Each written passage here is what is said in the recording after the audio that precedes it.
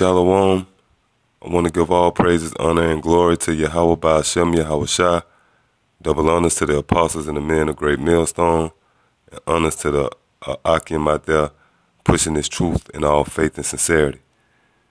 This is going to be called Part 2 of Mysteries of the Gentiles, which we have already established that this is a mystery to some, but it's crystal clear to others, because if the Most High, Yahweh Ba'Shem Yahweh Shai, the omnipotent, all right, if he opens something up to you or makes something known to you, you're going to see it crystal clear. And likewise, if he darken your eyes or he close something to you, you're not going to be able to see it. That's why this Gentile issue with the men of the Lord, all right, the hopeful elect, which starts with Great Millstone, all right, and those who have the true doctrine and the testimony of Yahweh Shai, which is the spirit of prophecy, all right, starting with us, this thing is easy. We see it crystal clear. The Gentile issue can be tackled from so many different angles. And like I said in the first part of these sittings, part 1, like I said, it's so many different ways you can tackle this subject, and I chose, and I want to come from a point, I want to kind of come in its simplest form, through the spirit and power of Yahweh Ba'Shem Yahweh Shai, just to prove that sometimes all it takes is putting things in proper context and knowing even basic English, all right, and how to comprehend. Basic comprehension, which you people don't have out here in this place, Babylon the Great, America, which goes back to Babel, which, by the way, America is among the dumbest people, if you will, all right, IQ level. This place is full of folly. That's why the scriptures say folly is set in great dignity. You basically you act an ass, all right, you get recognized in this society. The wise sit in the low place here, which proves, and that vibration trickles down to your so-called shepherds and these false preachers like James White and these false pastors, which, we're not mad at them. It's just the scripture, being manifested that the Lord Yahweh Shai indeed blinded them, because all it takes is simple comprehension and proper context, especially when dealing with the Gentile issue. But, hey, like the title say, the mystery of the Gentiles. And the angle I wanted to come at, in part, was the angle or the role, if you will, that Yahweh Shai play concerning the Gentiles or the other nations. So, that's how you just, just cut through the red tape. You just go straight to the source, all right, the life source, which is Yahweh Shai. Let's see what he think about the Gentiles and where he fit in, all right, what role he play concerning the Gentiles. And that's what we're gonna see, all right. This is in the Old Testament. This is the book of Psalms 2, and I'll start at 6. Yet have I set my king upon my holy hill of Zion. All right, the king is talking about Yahweh Shai. I will declare the decree, the Lord have said unto me, thou art my son, this day have I begotten thee. All right, so this is talking about Yahweh Shai. We're going to see Yahweh Shai role concerning the Gentiles in this precepts, in this scripture right here. Ask of me, and I shall give thee the heathen for thine inheritance, and the uttermost parts of the earth for thy possession. All right, so he said, ask of me, and I shall give thee the heathen for thine inheritance. Thou shalt break them with a rod of iron, thou shalt dash them in pieces like a potter's vessel. So we're going to go here and we're going to look up the word heathen right here and just see what it says. It says, Gawah. And all right, you got to look close at this definition. All right, Gawah. All right, and it says a nation. All right, that's the first. You see, that's the first definition. It said a nation. All right, a nation of people, usually of non-Hebrew people, of descendants of Abraham of Israel. See, all that's connected. You notice right here, a nation of people, all right?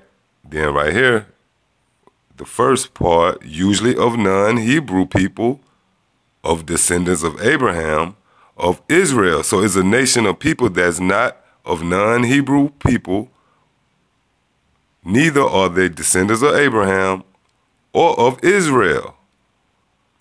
So that's the definition for the heathen. All right. So so you might say, well, okay, that's the Old Testament, and the Son changed his mind. All right. You got to remember, the Lord know your heart desire. So he said, "Ask of me, and I shall give thee the heathen." All right. That's saying a nation of people that is not of Israel, not of the descendants of Abraham, not of. And when you go into the descendants of Abraham, you could be a descendant of Abraham, but you got to be a descendant of Isaac. And you could be a descendant of Isaac, but you got to be a descendant of Jacob. So you got to fall through that pipeline, so to speak. All right, reading it again, Psalms 2:8, ask of me, and I shall give thee the heathen, that's the other nation, for thine inheritance, and the uttermost parts of the earth for thy possession. And we know Yahushua going to receive that. He didn't turn that down. He didn't turn that offer down. All right. Now we're gonna see what he do with the other nations, with the heathen. Is he gonna let them share in his inheritance? We're gonna see what it say. Thou shalt break them with a rod of iron. Pardon me. Thou shalt dash them in pieces like a potter's vessel. So that's how he's gonna handle the other nations. And you might say, well, that's the Old Testament. Well, we're going to go into the New Testament where that scripture is continued. All right? Because precept must be upon precept and line upon line, here a little, there a little. Now, this is the book of Revelation. All right? And this prophecy haven't came to pass yet. All right?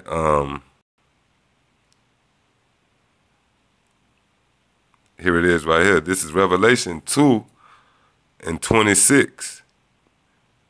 And he that overcometh and keepeth my works unto the end, to him will I give power over the nations.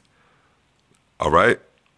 So this the inheritance we get. Ain't this the same inheritance Yahushua got? So we continuing in that. We get this same inheritance. So we're going to see if this inheritance changed. If now all of a sudden he's not going to do what he said he was going to do in the book of Psalms. In the book of Psalms, he did not only inherit the nations, but he beat them with a rod of iron. I mean, we're going to see if that changed. All right. Verse 27, and he shall rule them with a rod of iron. As the vessels of a potter shall they be broken to shivers, even as I received of my father. Yeah, when did he receive that from his father? Back in Psalms. He received that back in Psalms. Well, the Lord said, I will declare the decree. The Lord have said unto me, thou art my son. This day have I begotten thee. That's why the Lord said that's where he received from his father. And this is what he received. Ask of me, and I shall give thee the heathen for thine inheritance, and the uttermost parts of the earth for thine possession. Thou shalt break them with a rod of iron. Thou shalt dash them in pieces like a potter's vessel. You see that key buzzword, potter's vessel. Going back to Revelation. Just dealing with the other nations. And he that overcometh and keepeth my works unto the end, to him I will give power over the nations, and he shall rule them with a rod of iron. As the vessels of a potter shall they be broken to shivers, even as I received of my father. So there you have it. That's Yahushua's role in dealing with the other nations. And and I'm gonna bring this scripture out again. Well, with Yahushua, where he said out of his mouth when he was in his ministry. All right, this is the book of Matthew, the 10th chapter, in the 5th verse. These 12 Yahushua sent forth and commanded them. All right, this is a commandment, saying, go not into the way of the Gentiles, and into any city of the Samaritans enter ye not. So, hey, Yahushua, where he stand at dealing with the Gentiles, he's going to rule them with a rod of iron. Now, we read in the book of Psalms where that same promise was continued. So when Paul came on the scene and Peter was speaking about the Gentiles, all right, it don't make sense, because in the Old Testament, he's talking about busting, for lack of better words, you're talking about busting, shattering the heads of the other nations, of the heathen. And when you go into Revelation, he's talking about busting the heads of the heathens. So, okay, if he's talking about busting heads and ruling a hard rulership over the heathen in the Old Testament, all right, then you get to the New Testament, Peter and Paul saying, okay, now Gentiles, other nations, heathens, you can be comforted. Then right back in Revelation, the Lord talking about busting their head again. It just don't make sense. That's why I said the whole essence of this sitting is really based around comprehension and common sense. All right, and by the way, I wanted to do something real quick, and I'm gonna do it. The Spirit just hit me to do it. I'm gonna go into that. I'm going to Revelation 2nd chapter again, and I'm gonna close it up. But I just wanted to go into that word rod. All right, just to drive it home even deeper. All right, and we're gonna see what rod means, because if you're gonna rule with a rod, is already iron. We understand what iron is. But we're going to go into this word rod, Strong's G4464. And it's the Greek word rhabdos, all right? And it says a staff, a walking stick, a twig, a rod, a branch, okay? A rod with which one is beaten. Yeah, a staff as used on a journey or to lean upon, or by shepherds, when applied to kings, a rod of iron indicates the severest, most rigorous rule. See, when you read right here, it said, when applied to kings, which Yahushua is known as the King of Kings, and he said he's going to rule with a rod. All right, so this applies to Yahushua when applied to kings, with a rod of iron indicates the severest, most rigorous rule. So how could the other nations be delivered if that's the inheritance Yahushua has to receive from his Father? So with that, I hope you was edified. Until the next time, Shalom.